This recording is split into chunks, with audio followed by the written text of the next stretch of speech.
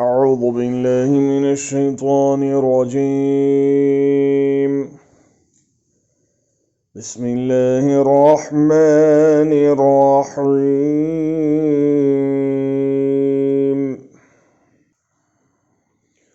ولقد ذرأنا لجهنم كثيرا من الجن والإنس لهم قلوب لا يفقهون بها ولهم أعين لا يبصرون بها ولهم آذان لا يسمعون بها أولئك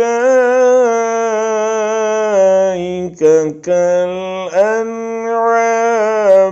بل هم أضل أولئك هم الغافلون।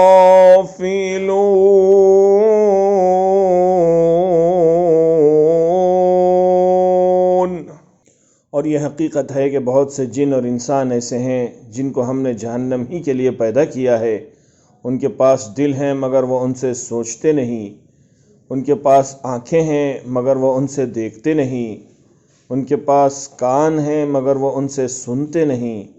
वो जानवरों की तरह हैं बल्कि उनसे भी ज़्यादा गए गुज़रे। ये वो लोग हैं जो गफलत में खोए गए हैं।